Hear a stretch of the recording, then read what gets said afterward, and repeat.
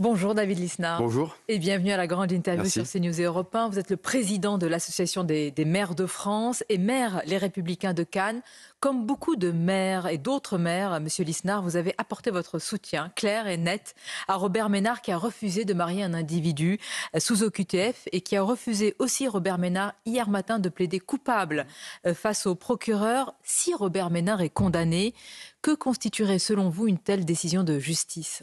Une énième expression de l'absurdité dans laquelle nous tombons en France. Il faut bien se mettre dans la situation du maire. Vous êtes dans la salle des mariages, vous êtes dans votre commune, en principe, on sait que ce qui se comporte bien ou mal dans un maire, c'est un habitant parmi les habitants. C'est pour ça que c'est encore le seul mandat d'ailleurs qui est apprécié et respecté, qui a un très beau mandat, très dur, très exigeant. Et vous avez face à vous quelqu'un à qui vous allez faire acter des actes du Code civil, dont vous savez que depuis des semaines et des mois, il enfreint la loi, il peut être trafiquant parce que la personne qui a l'OQTF, l'obligation de quitter le territoire français, c'est parce qu'elle a commis des actes délictuels. Et vous savez que si vous le mariez, vous ancrez sa présence sur le territoire de la commune où il crée des troubles à l'ordre public. Donc, et cette personne, qu'on vous oblige à marier par la loi, elle-même a une obligation de ne pas être dans la salle de mariage, puisqu'elle a une obligation de quitter le territoire français. Donc vous voyez la débilité, la stupidité de cette chose-là. Il y a eu d'autres maires qui ont été confrontés à ça, c'est des cas qui arrivent. Certains ont failli être condamnés, mais l'OQTF, grâce au préfet, a été exécuté juste avant le mariage, c'était le cas dans le Nord. D'autres ont dû faire procéder au mariage dans les communes de l'Est. C'est absurde, c'est ubuesque. Et si on accepte ce genre de situation, on fait monter l'incivisme, la perte de confiance dans la société, ça alimente cette crise de la démocratie dans laquelle on est. On fait monter aussi les extrêmes. Donc, quelqu'un qui est obligé de quitter le territoire français, il doit quitter le territoire français. C'est du bon sens. Et en tout cas, on ne peut plus contraindre un maire. Ce n'est plus possible, donc il faut changer la loi. Alors justement, voilà. Cette affaire intervient alors que les sénateurs, David Lisnard, examineront ce jeudi un texte qui interdirait justement le mariage avec une personne en situation irrégulière. Néanmoins, le Conseil constitutionnel, dans une décision rendue le 20 novembre 2003, indiquait, je cite, que le caractère irrégulier du séjour d'un étranger ne peut faire obstacle par lui-même au mariage de l'intéressé. Est-ce que vous le comprenez ou est-ce que, comme certains, vous dites le Conseil constitutionnel, parfois c'est le gouvernement des juges ? Oui, alors d'abord, je suis attaché à l'état de droit, mais ça n'empêche pas de revoir l'état du droit et de dire aussi qu'il y a des dérives du Conseil constitutionnel. On a des sujets sur beaucoup de jurisprudence. Ensuite, il faut regarder dans le détail quand même.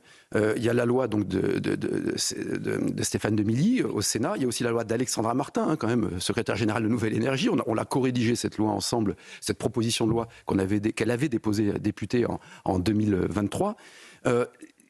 Parce que, sans être trop long, mais la jurisprudence du Conseil constitutionnel fait référence notamment aux articles 2 et 4 de la Déclaration des droits de l'homme et du citoyen, qui disent que chaque individu a droit, au titre de la dignité, il y a des droits naturels, notamment de se marier, etc. Sauf que c'est borné par la loi. Par exemple, aujourd'hui, la loi interdit d'épouser quelqu'un par la contrainte.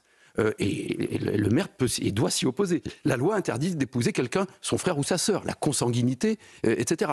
Donc il y a des limites. Eh bien, il faut que dans ces limites, on dise qu'un individu qui n'a pas le droit d'être sur le territoire national n'a pas le droit non plus d'être marié. Et on vous entend, le soutien est clair. Mais objectivement, c'est tellement du bon sens. Et vous savez, ça fait partie de ces nombreuses injonctions contradictoires qu'on reçoit tous les jours en tant que maire.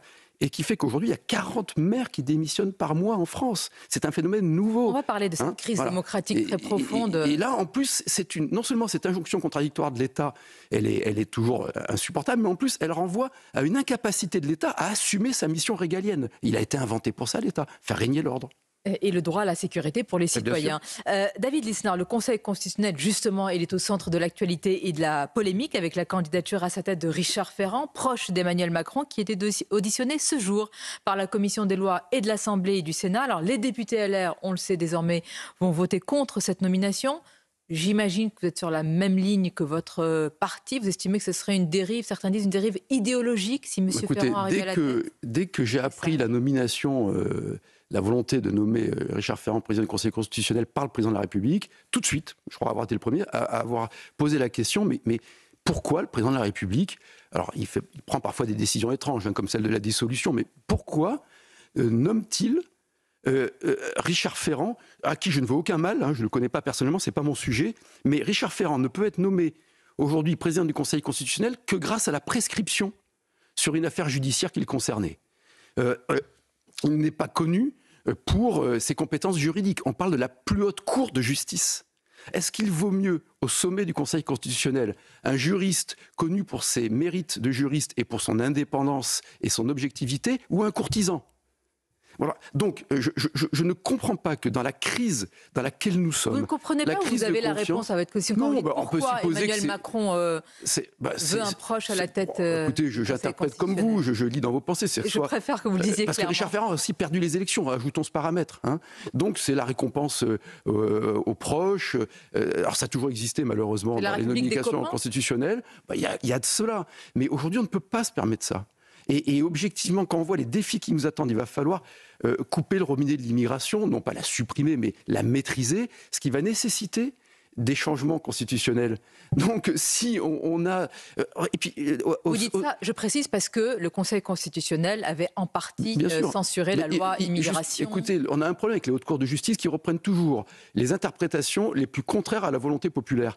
Et puis, ça pose la question aussi peut-être de la neutralité, de l'indépendance. Moi, je suis pour l'indépendance de la justice, mais la contrepartie, c'est évidemment l'objectivité. Et c'est pour ça que d'ailleurs que le syndicat de la magistrature, qui a des statuts qui ne sont pas objectifs, ne devrait pas pouvoir exister. Il faut du syndicalisme dans la magistrature, mais pas des partis politiques. Mais bien sûr, évidemment. C'est ça une démocratie. Et pardonnez-moi, mais quand vous regardez le Conseil d'État, la Cour des comptes, le Conseil constitutionnel, à chaque fois on a des anciens socialistes à la tête, ça pose un problème d'objectivité, d'équilibre, de neutralité. Ça pose un problème grave à mon sens. Une tribune dans Le Figaro appelle Emmanuel Macron à agir pour la libération de l'écrivain Boualem Sansal, malade, atteint d'un cancer. Dans cette tribune, les signataires qui font partie du comité de soutien de l'écrivain... Je fais partie, ce comité de soutien. Évidemment, vous êtes d'ailleurs... Depuis l'origine. Actif dans ce comité. Alors, ces signataires, ils énumèrent, David Lisnard, certainement comme vous, les leviers que pourrait utiliser le président français pour faire pression sur le régime algérien. L'abrogation des fameux accords dérogatoires de 68, les visas notamment diplomatiques pour la nomenclature du régime algérien.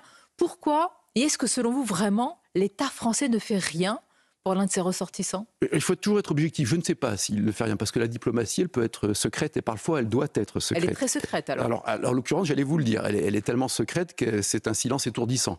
Ce qui est sûr, c'est qu'il faut bien comprendre pour les auditeurs et les téléspectateurs que ce n'est pas du tout une ingérence dans les affaires algériennes. L'Algérie est un pays indépendant qui doit être respecté comme tel, mais qui doit aussi respecter la France, ce qui n'est pas le cas depuis trop longtemps. Premier élément. Deuxième élément, Boualem Sansal a obtenu la nationalité française. Donc c'est un compatriote français qui est détenu de façon arbitraire, totalement arbitraire, et de façon, là aussi, on parlait d'absurdité tout à l'heure. Bon. Donc le devoir d'une nation, d'un État, c'est de défendre ses ressortissants. Ça fait partie des impératifs. Aujourd'hui, il faut dire deux choses. Un, il faut effectivement, dans la diplomatie, il faut toujours un rapport de force et il faut toujours une porte de sortie digne. Je ne vois pas le régime algérien dire écoutez, je vois votre pression, je subis votre pression et je le libère. Mais pourquoi? Ça veut dire tout simplement qu'il faut d'abord voir avec des pays, puisque Emmanuel Macron réunit les dirigeants européens, plutôt que faire du blabla inutile, peut-être voir avec l'Italie, qui a des relations très proches avec l'Algérie. Est-ce qu'elle peut agir? Ensuite, il faut dire à l'Algérie, vous nous dites que que c'est une question juridique de droit. Tout le monde sait que c'est une pantalonnade, mais déjà commencer par autoriser les avocats de Boualem Sansal, les avocats français, à avoir un visa. Démontrez-nous que vous êtes capable de faire respecter le droit. Et moi, je le dis au régime algérien, démontrez que vous êtes capable de faire respecter le droit. Encore récemment, nous avons appris que Alger avait refusé d'admettre sur son sol un de ses ressortissants que la France souhaite expulser et qui avait en plus une carte d'identité valide, un homme de 30 ans déjà condamné. Mais bien sûr. Qu'est-ce que ça constitue pour vous, une énième indépendamment du dossier de Boualem Sansal qui doit nous préoccuper, je suis ravi que vous en parliez, heureusement que vous en parlez parce que trop peu en parlent, il est évident qu'avec l'Algérie, pays avec qui on aura de toute façon un destin lié, pour des raisons géographiques, historiques, économiques, démographiques, eh bien on doit créer un rapport de force. Évidemment. Et on a les outils pour. La France n'est pas démunie. Regardez, pourquoi l'Algérie a autant de consulats en France? On n'a qu'à dire, on fait fermer 1/3 ou 2/3 des consulats. Lorsque ils refusent d'accueillir leurs délinquants de leur nationalité, nous les imposent sur le territoire, mais parallèlement, on soigne des dirigeants algériens. C'est absurde. Mais alors, comment expliquez-vous, David Lisnard, qu'on réagisse au quart de tour, par exemple, quand le vice-président américain J.D. Vance parle de nous, en l'occurrence de l'Europe, et qu'on se tait, ou en tous les cas qu'on n'entend pas. Notre voix est la voix de la diplomatie, notamment à travers le ministre des Affaires étrangères, Jean-Noël Barrot, qui a montré les muscles par rapport au discours de Munich de J.D. Vance. Et il est vrai que sur l'Algérie, on attend de voir. Parce qu'on est sur des postures, parce que je pense qu'il y a des calculs politiciens, parce que je pense que c'est une façon d'estimer que si on est trop dur avec l'Algérie, on va se mettre à dos une opinion publique d'origine maghrébine. Alors que moi, le nombre de personnes que je vois dans ma commune d'origine maghrébine veulent que la France se fasse respecter. Mettre à dos, c'est-à-dire que vous craignez mais non, je me dis que communautaire. Je me dis qu'il raisonne de façon politicienne et que c'est une fuite en avant qui ne fait qu'affaiblir le pays, et que c'est pour ça qu'il faut changer de dirigeant, c'est pour ça qu'il faut une alternative profonde en France. On est au bout du bout d'une caste politique, oui, j'en suis convaincu. Qu'est-ce qui va se passer ? Je crains qu'il y ait beaucoup de violence, oui. Je pense que c'est simple, hein, c'est soit le chaos, soit le sursaut. Et qu'on risque d'avoir beaucoup de violence parce qu'on a tout en France pour redevenir un pays puissant. Pardonnez, vous le dites, vous avez écrit qu'à l'heure où les États-Unis développent une puce informatique quantique et préparent les esprits à la conquête de Mars, nous faisons un conclave sur la retraite à 62 ans. De quoi c'est symptomatique ? C'est symptomatique d'une nation dont l'élite n'est plus au niveau. Et il faut des élites, mais il faut changer d'élite aujourd'hui. C'est aussi simple que cela. Vous savez, hier, il y a eu une très bonne nouvelle. Les ingénieurs français sur le site des Bouches-du-Rhône ont réussi à franchir une étape déterminante dans la fusion nucléaire. C'est aussi important que la quantique. Mais nous avons les talents qu'il faut. Donc, si demain, on fait la retraite par capitalisation obligatoire, qui va permettre... Vous défendez depuis toujours. Depuis toujours. Alors maintenant, tout le monde en parle, mais il suffit de le faire. C'est-à-dire qu'on sauve le système de retraite, qu'on permet aux travailleurs les plus pauvres d'avoir un capital à eux. On peut injecter de l'argent dans le nucléaire, etc. Si on arrête les délires des maximalistes écologiques, pardon pour le pléonasme, qui veulent foutre des éoliennes partout alors qu'il faut une énergie décarbonée puissante qu'est le nucléaire aujourd'hui. C'est simple, moi j'ai un projet, c'est de redonner de l'autorité de l'État et de l'action de l'État sur la justice, la sécurité, l'instruction, la science. J'étais hier dans un déplacement sur la santé, j'ai vu des scientifiques à l'Institut Marie Curie, magnifiques, au Génoton. Donc maintenant il faut que l'État investisse sur l'instruction, la recherche, la science, la police, la sécurité, l'armée. Avec quel argent, vous nous direz ? Mais qu'il arrête de s'occuper de tout le reste. C'est en ça qu'une proposition, un acte fondé sur la liberté de création, et c'est pour ça que je propose un projet dont la liberté est au cœur, que l'État arrête de nous dire combien on a mangé de fruits et de légumes, qu'il arrête de subventionner la réparation des chaussures. Enfin, vous vous rendez compte, le délire dans le pays qui a le record de la dépense publique, qu'on enlève des bureaucrates et qu'on remette des soignants. Si vous voulez plus de soignants et payer moins d'impôts à terme, il faut enlever les bureaucrates. David Lisnard, je pense que nos auditeurs et téléspectateurs vous reconnaissent la cohérence, puisque vous portez, on vous connaît depuis longtemps, ces sujets depuis de nombreuses années. La question, c'est, pour les incarner, il faut quand même, dans un parti bonapartiste tel que le vôtre, un homme ou une femme. Il y a une guerre des chefs qui se profile entre Laurent Wauquiez et Bruno Retailleau. Je vous pose une question directe ce matin. Est-ce que vous êtes candidat à la présidence des LR ? Alors, je ne vais pas vous répondre à cette question maintenant. Voilà, je sais que c'est une grande... maintenant, donc plus tard, vous pourriez y répondre et dire oui. Mais je vais essayer de vous dire pourquoi. Et vous dire pourquoi je réponds ainsi. C'est peut-être... c'est qu'aujourd'hui, la présidence de LR n'est pas déterminante dans la suite. Ce qu'il faut, c'est qu'il y ait une candidate ou un candidat qui porte un vrai projet d'ordre, de liberté et de dignité individuelle à droite. Et que quand vous voyez l'offre politique qui se réclame de droite, puisque le RN, Marine Le Pen, encore dit, elle ne se réclame pas de la droite. Et Bruno Retailleau aujourd'hui, il incarne l'ordre pour beaucoup de Français. Je serai président de LR aujourd'hui, je vous dirai exactement la même chose. Ça ne suffit pas. LR a fait 4,70% à l'élection présidentielle. Donc, qu'est-ce que l'on fait de cette élection à la présidence de LR ? Monsieur Lisnard, vous nous dites, vous ne me laissez pas terminer mon raisonnement. Je vous en prie.